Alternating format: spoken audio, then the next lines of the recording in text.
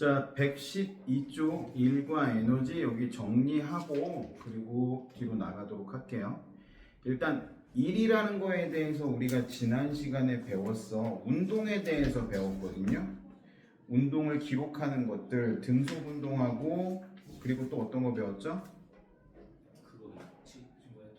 자유낙하 운동. 그치? 자유낙하 운동을 다른 이름으로 뭐라 그래요? 등가속도 운동. 등속 운동하고 등가속도 운동을 배웠는데 등속 운동은 같은 속도로 계속 이동을 하는 거고 등가속도는 점점 속도가 빨라지는 거예요. 그래서 두 가지 운동에 대해서 배웠습니다. 등속 운동, 등가속도 운동. 등가속도 운동의 가장 대표적인 건 자유낙하 운동. 그냥 선생님이 무언가를 떨어뜨렸을 때 이 떨어지는 친구가 속도가 얼마나 붙는지 이런 거에 대해서 배웠고, 오늘은 어떤 걸 점검할 거냐면 일과 에너지에 대해서 점검할 거예요. 지난 시간에 일과 에너지에 대해서 간단한 내용은 했어요. 그렇죠? 시간이 없어서 빨리빨리는 못했는데 일과 에너지. 과학에서의 일이라는 건 어떤 게 과학에서의 일이라고 했었죠? 힘을 줬을 때. 그렇죠. 힘을 줘야 돼. 힘을 줬는데 힘준 방향으로 물체가 이동하는 거. 이거는 과학에서의 일이라고 해. 과학에서의 일. 힘을 줘야 되고 힘을 준 방향으로 이동했을 때 이걸 과학에서의 일이라고 했습니다. 일의 단위가 있었죠? 일의 단위는 J, 줄이라고 있고요. 어떻게 구했었죠? 힘, 뉴턴 곱하기 거리, 미터. 그래서 과학에서의 일이라는 건 줄이라는 단위를 쓰고요. 힘 곱하기 거리 이렇게 해서 구한다. 이거 조심해야 돼. 단위가 센티미터로 나오는 경우도 있어요. 이거 센티미터로 나오면 우리는 줄 계산할 때는 무조건 어떻게 한다? 미터로 바꿔서 계산한다. 그래서 1줄이라는 건 1뉴턴의 힘을 작용해서 1미터를 움직였을 때 얘를 1줄이라고 한다. 그리고 주의해야 될 게 있다고 그랬죠? 중력이 하는 일. 중력이라는 건 지구가 끌어당기는 힘이라고 했어. 그러면 지구가 끌어당긴다라는 건 떨어진다라는 뜻이지.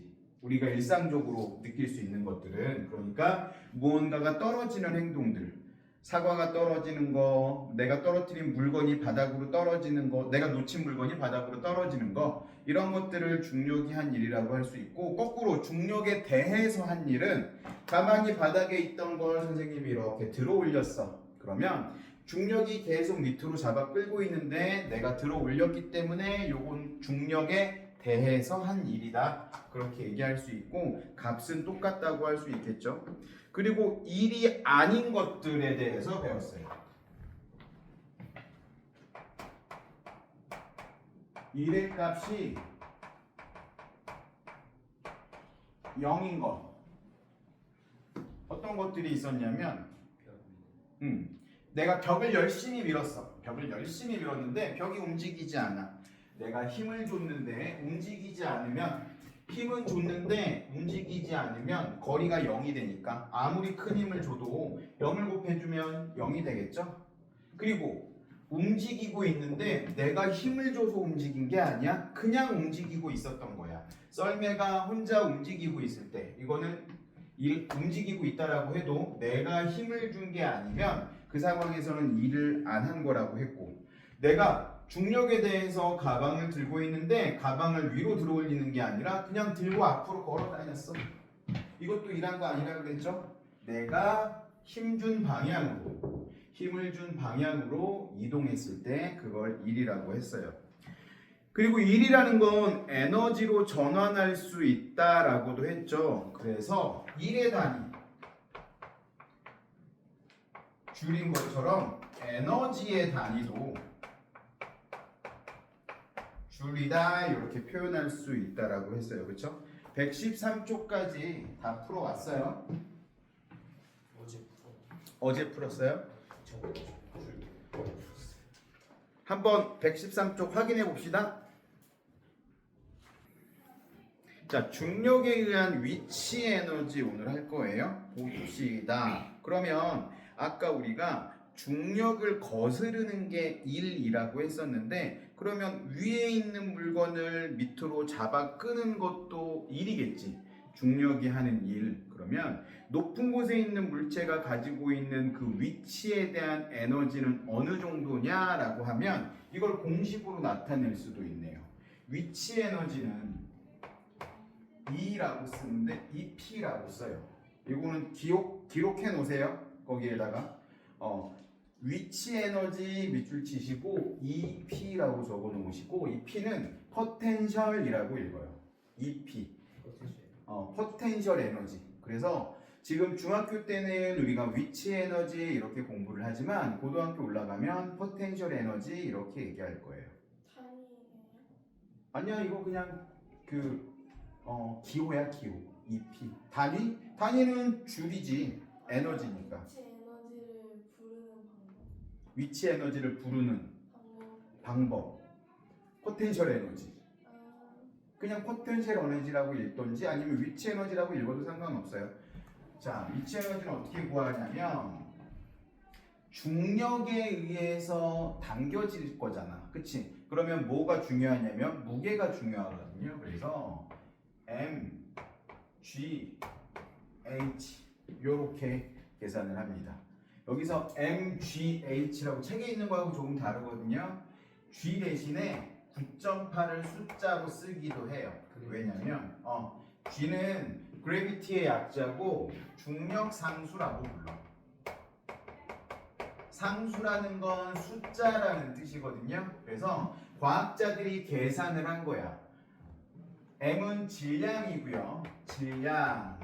H는 높이야. 그러면 질량 M을 가지고 있는 물체가 H만큼의 높이에 있을 때 갖고 있는 위치 에너지는 여기다 중력상수인 9.8을 계산하면 더 곱해주면 돼. 그래서 9.8 mH 이렇게 쓰기도 해요.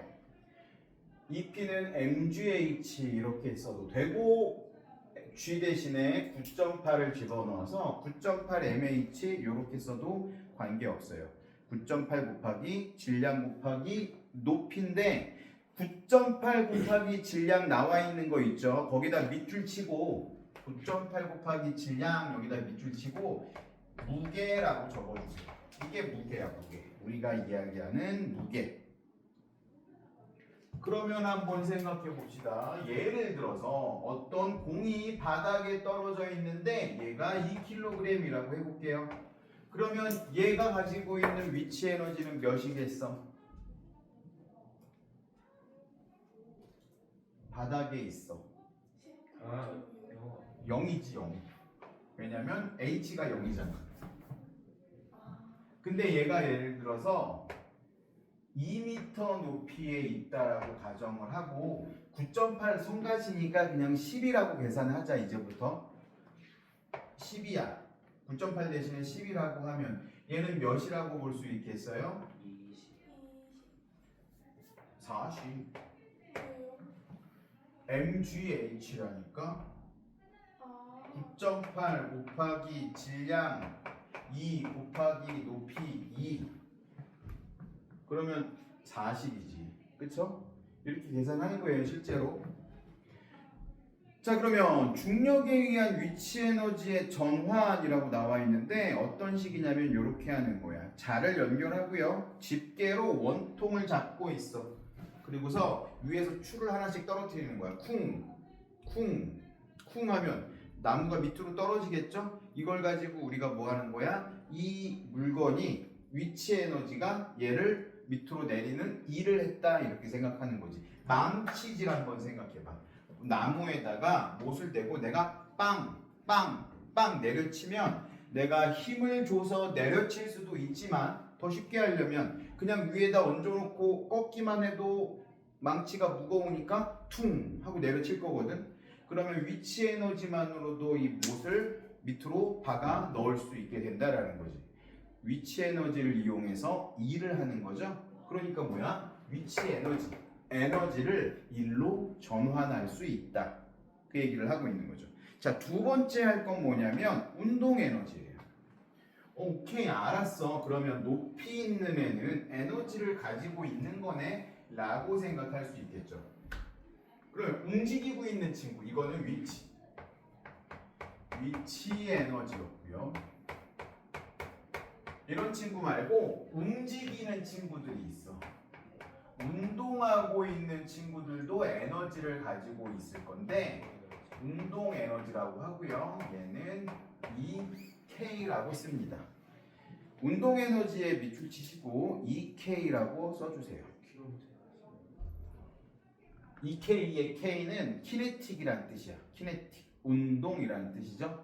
그래서 운동 에너지 EK 이렇게 씁니다.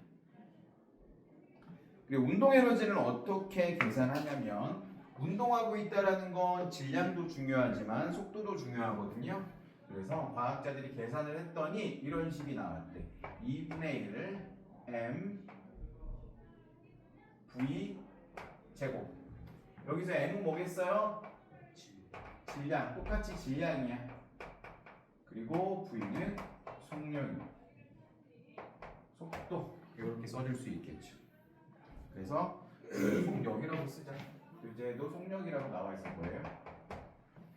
2분의 1 mv의 제곱. 그러면 조그만한 공이 있었어. 0.1kg짜리 야구공이 있었어요. 0.1kg이면 100g이죠. 이 100g짜리의 공이 10m/s의 속도로 날아가고 있어.